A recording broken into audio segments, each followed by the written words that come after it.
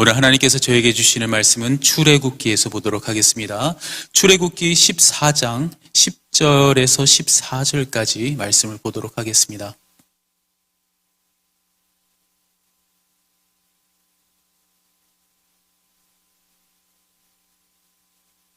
출애굽기 14장 10절에서 14절 말씀을 보도록 하겠습니다.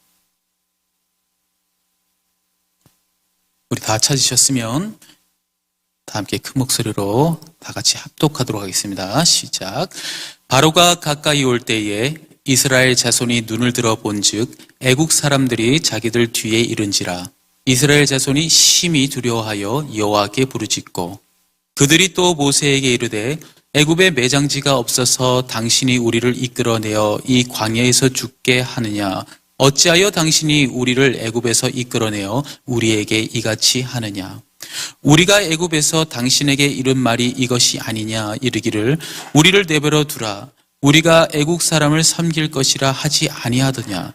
애국 사람을 섬기는 것이 광야에서 죽는 것보다 낫겠노라. 모세가 백성에게 이르되 너희는 두려워하지 말고 가만히 서서 여호와께서 오늘 너희를 위하여 행하시는 구원을 보라. 너희가 오늘 본 애굽 사람을 영원히 다시 보지 아니하리라. 여호와께서 너희를 위하여 싸우시리니 너희는 가만히 있을지니라. 아멘. 잠시 기도하겠습니다. 사랑이 많으신 하나님 아버지 참으로 감사합니다. 이 귀한 새벽 하나님께서 주의 백성들을 불러주시고 특별히 하나님의 말씀 앞에 또 하나님의 임재 앞에 우리가 서 있습니다. 하나님 겸손한 마음으로 또 국류를 바라는 마음으로 주님 앞에 나왔사오니 하나님 말씀하여 주시고 특별히 길을 잃어 방황하는 저희들에게 길이요 진리요 생명 되신 예수 그리스도의 복음이 저희 가운데 임하게 하셔서 저희들이 올바른 길 또 바른 길을 선택하여 하나님께 귀한 칭찬받는 종들 될 수 있도록 특별히 인도하여 주시고 말씀을 전하는 자 또 듣는 자 주의 성령 가운데 충만한 가운데 있게 하셔서 그 한 사람도 나고자 없이 주님의 은혜 가운데 들어갈 수 있도록 인도하여 주시옵소서. 이 모든 말씀 우리 주 예수 그리스도를 받들어 기도드렸습니다. 아멘. 오늘의 말씀의 배경은 이스라엘 백성의 출애굽 이야기입니다. 출애굽 이야기는 너무나 많이 들었지만 늘 우리가 조명하고 다시 한번 리마인드하고 읽을 때에 항상 힘이 되는 것 같아요. 이스라엘 백성들은 이러보나 저러보나 내 모습을 보는 것 같아서 늘 힘이 돼요. 만약에 이스라엘 백성들이 너무나 하나님 앞에 말끔하게 정말 잘 순종을 했다면 오히려 내 마음이 찔리고 불편할 수 있지만 항상 출애굽기를 읽고 또 이후의 이야기를 들어보면 참 위로가 돼요. 하나님이 그런 죄 많은 저희들도 또 이렇게 실수 많고 길을 잘 들어서지 못하고 불평불만 많은 이스라엘 백성들을 끝까지 인도해서 가나안 땅에 가게 했다라는 거 참 은혜가 됩니다. 오늘의 말씀은 출애굽을 하고 나서 곧바로 있었던 얘기예요. 유명한 장면이죠. 홍해 앞에 서 있습니다. 이스라엘 백성들이 단순히 홍해 앞에 서 있는 것이 아니라 뒤에서는 애굽의 군대가 쫓아오고 있는 상황이에요. 10가지의 재앙을 통해서 하나님이 하나님 되심을 보여주셨어요. 만천하가 하나님께서 살아서 역사하시는 유일하신 하나님, 참된 하나님이라는 것을 모두가 알게 된 상황이었어요. 그래서 애굽 왕도 끝내는 바로왕은 내보냈습니다. 가라, 광야로 가 하나님을 찬양하고 경배하든 예배하든지 마음대로 하거라 보냈어요. 그러나 하나님의 계획은 항상 있습니다. 뿌리를 뽑습니다. 죄의 근원지를 뽑습니다. 그냥 두지 않습니다. 결론적으로는 바로 왕과 그 군대를 몰살시키기 위한 작전에 들어섰습니다. 그러나 이스라엘 백성들은 또 우리들은 알 바가 없어요. 알 수가 없죠. 그래서 불기둥과 구름기둥으로 탁 인도하고 있을 때에 바로의 군대는 쫓아옵니다. 이스라엘 백성들은 그 모습을 보고 경악을 금치 못해요. 앞에는 홍해 바다가 앞에 있습니다. 진퇴양난입니다. 독에 든 쥐 같아요. 어쩔 방법이 없어요. 헤어날 방법이 없어요. 여러분, 그냥 이런 상태를 우리가 듣고 아이고 안 됐다, 야 어쩌나 이렇게 받아들일 수 있지만 입장을 바꿔놓고 생각하면 정말 두려운 상황이에요. 너무너무 두려운 상황이에요. 그래, 이제는 끝났구나라는 상황입니다. 더 이상 갈 길이 없구나. 여기서 그러니 매장지가 되겠구나 이런 얘기를 하는 겁니다.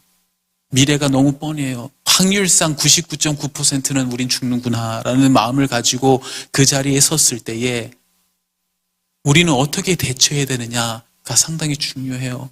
그러나 오늘 믿지 못할 말씀을 주님께서, 우리가 따라가지 못할 말씀, 순종할 수 없는 말씀을 주님이 하시기에 그것을 우리가 되삼고 우리 삶 가운데에도 늘 반복되는 이런 상황, 이러지도 못하고 저러지도 못하고 방법이 없습니다. 정말 어떻게 앞으로 가지도 못하고 뒤로 가지도 못하는 상황입니다. 하나님, 이런 상황 때 우리가 무엇을 해야 되는지 잘 가르쳐 주고 있어요. 오늘 주님은 너무 단순하게 한마디를 하세요. 뭐라고 말씀하십니까? 14절에 맨 마지막입니다.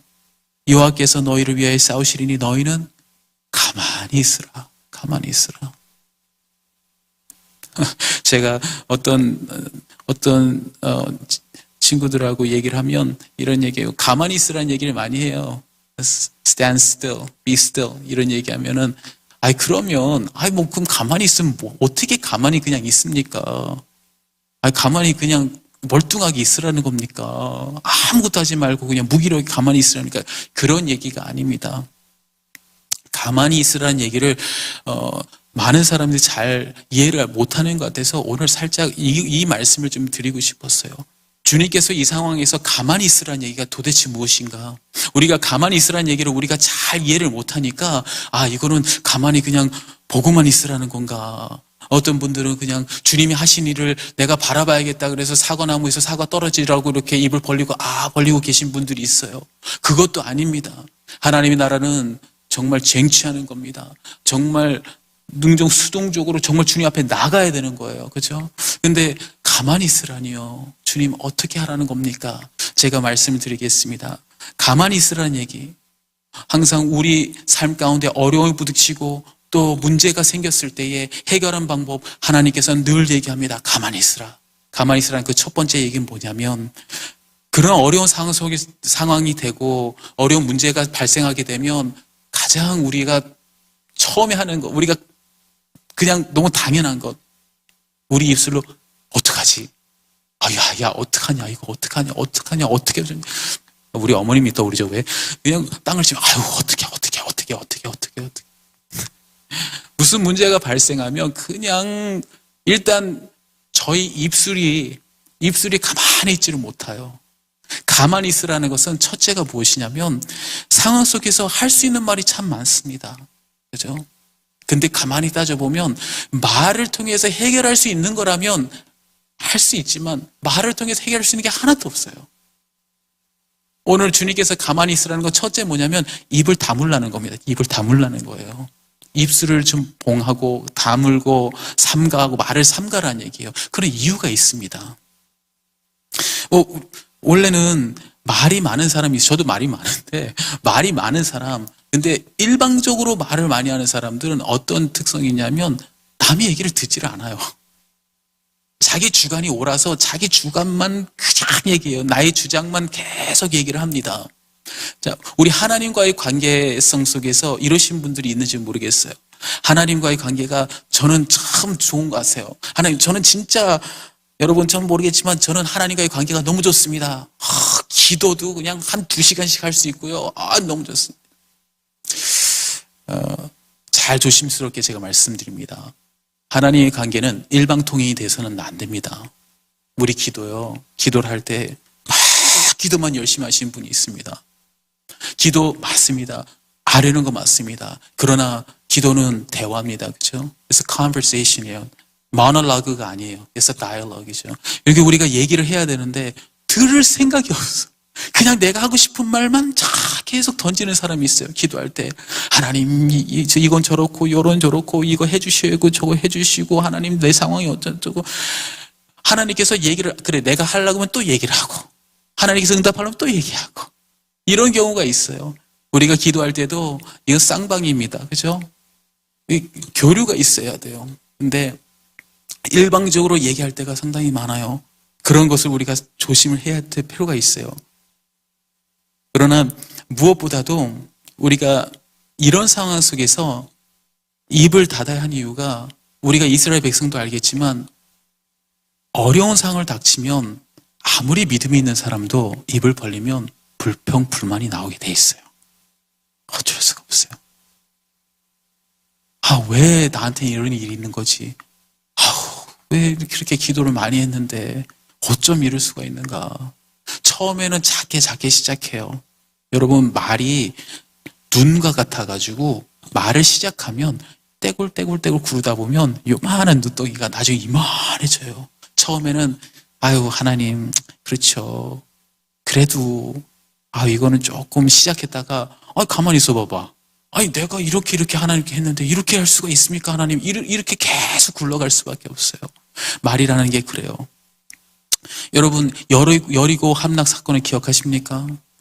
이스라엘 백성들이 그 굳건한 성 여리고성을 함락할 때에 하나님께서는 명령을 하셨어요.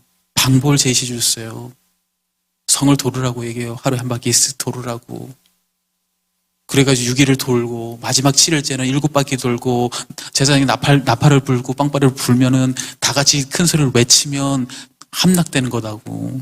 근데 그 가운데 가장 중요한 것이 뭐냐면 하나님은 침묵을 원하셨어요. 여호수아 6장 10절에 이렇게 얘기합니다. 너희는 외치지 말며 너희는 음성을 들리게 하지 말며 너희 입에서 아무 말도 내지 말라. 그러다가 내가 너에게 명하며 외치면 나를 외치라고 얘기해요. 우리가 도는 동안은 생각을 해보세요. 하나님의 방법도 그렇고 그런 어려운 상황에 당했을 때에 아무 생각 없이 전쟁인데 거기를 빙빙 돕니다. 그러면 분명히 누군가가 입을 벌리면 그런 얘기하죠. 야, 이거 되는 거야, 이거 빙빙 돈다고 이게 뭐 어떻게 싸우자는 거지? 분명히 성 위에서 야위를 했을 겁니다. 위에서 너희들 뭐하냐 손가락질하고 그랬을 겁니다. 대꾸도 하지 말고 이게 말이 들어가기 시작하면 하나님 방법에서 말이 들어가기 시작하면 불평, 불만이 나고 무엇이 옳고 무엇이 그르고 이렇게 얘기하게 되면 하나님의 방법이 무너지게 돼 있어요. 그것은 곧 우리 힘으로 하겠다는 얘기죠.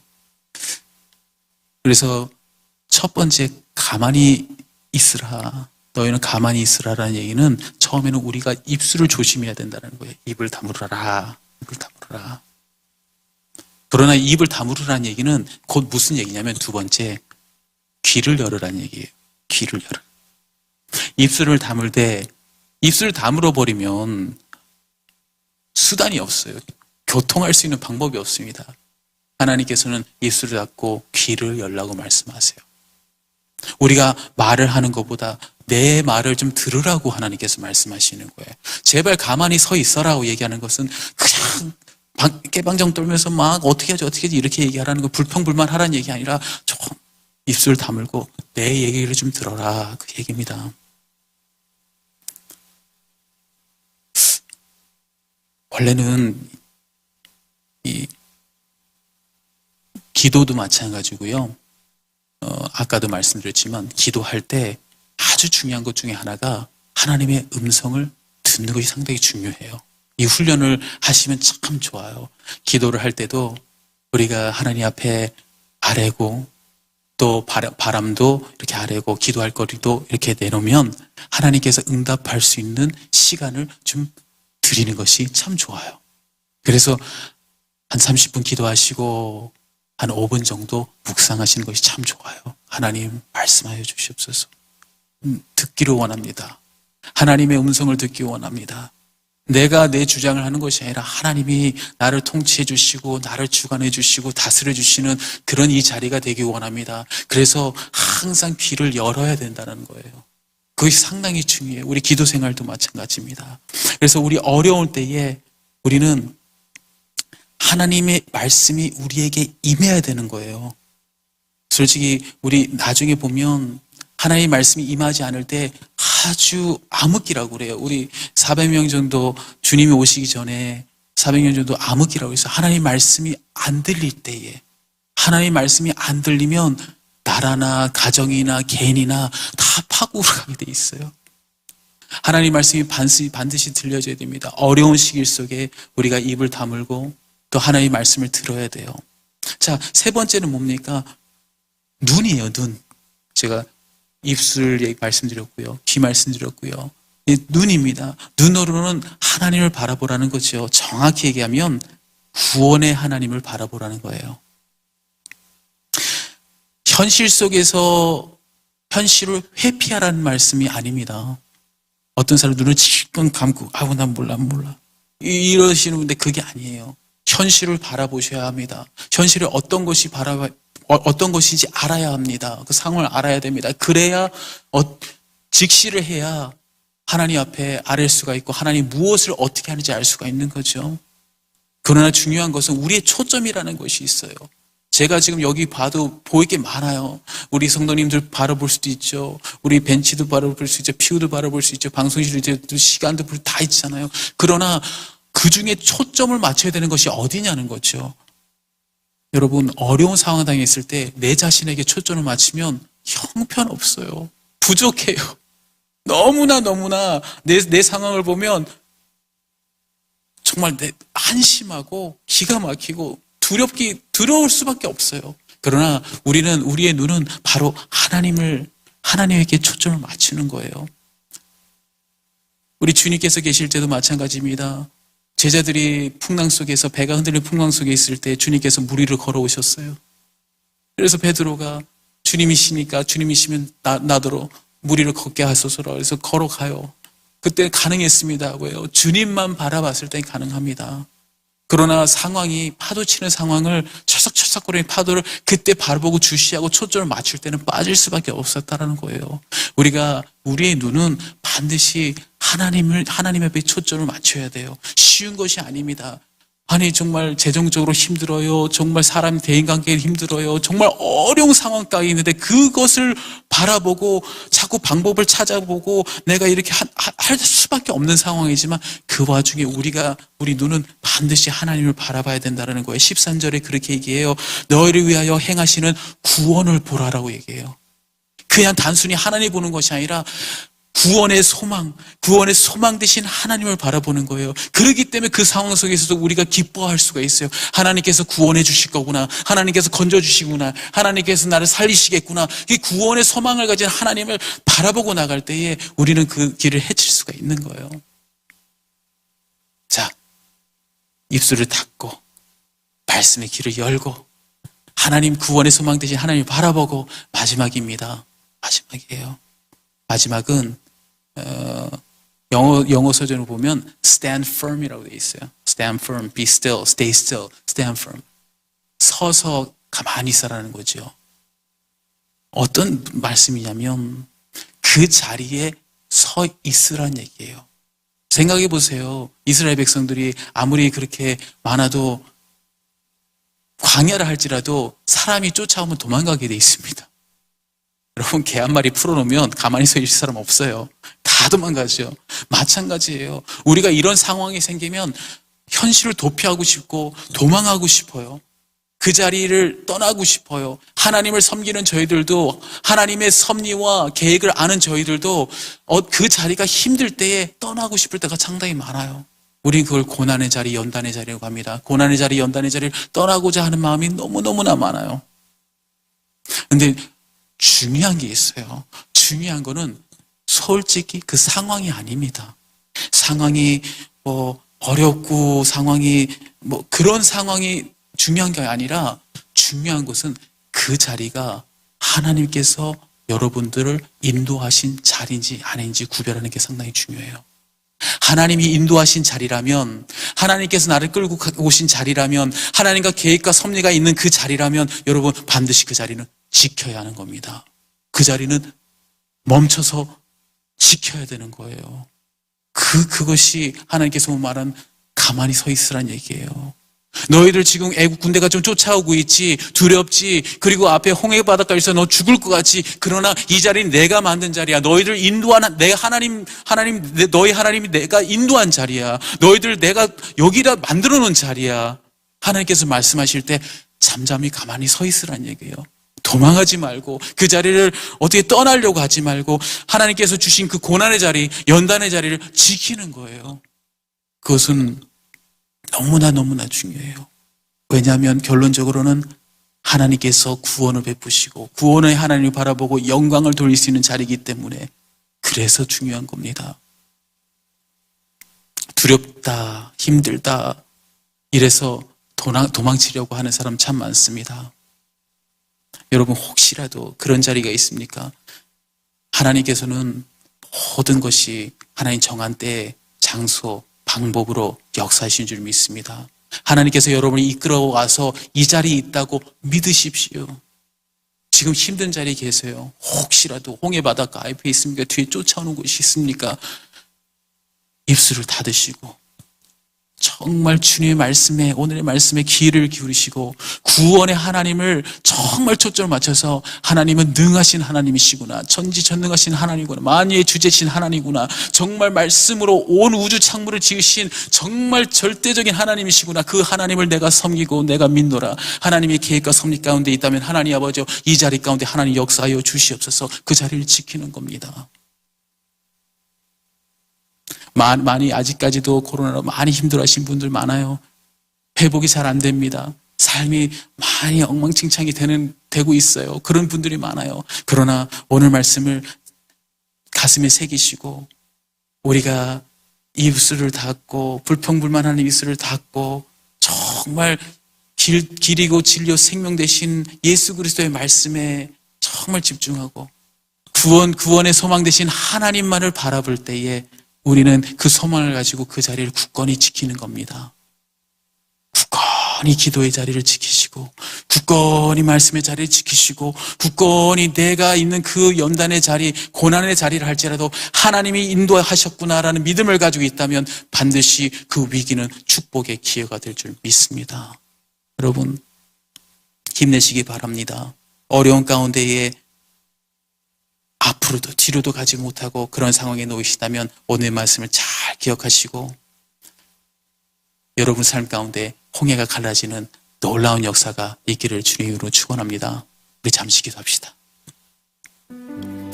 하나님, 우리의 삶은 늘 애굽의 군대가 우리를 쫓고 있는 것 같고 더 그러고 나면 우리 앞에 홍해 바다가 탁 막아서서 이러지도 저러지도 못하고 정말 속으로는 현실의 불평불만과 또 나를 바라볼 때는 형편없는 내 모습 한심하고 또 그래서 두려움이 생기고 그 두려움에 나를 바라볼 때 우울증까지도 생길 수 있습니다. 하나님, 그럴 때 하나님 오늘 주신 말씀 기억하게 하여 주시옵소서. 너희를 위하여 행하시는 구원을 바라보라. 주님께서 말씀하셨습니다. 여호와께서 너희를 위하여 싸우시리니 너희는 가만히 있을지어라. 말씀을 기억하게 하셔서 오늘 주님이 주신 그 자리, 하나님의 계획의 자리인 줄 믿습니다. 하나님께서 정말 계획과 섭리 가운데 준비하신 그 고난의 자리, 이 고난 뒤에 반드시 놀라운 축복과 홍해 바다가 갈라지는 생명의 역사가 반드시 우리 삶 가운데 있게 해달라고 우리 잠시 오늘 이 말씀 놓고 잠시 기도하도록 하겠습니다. 기도하겠습니다.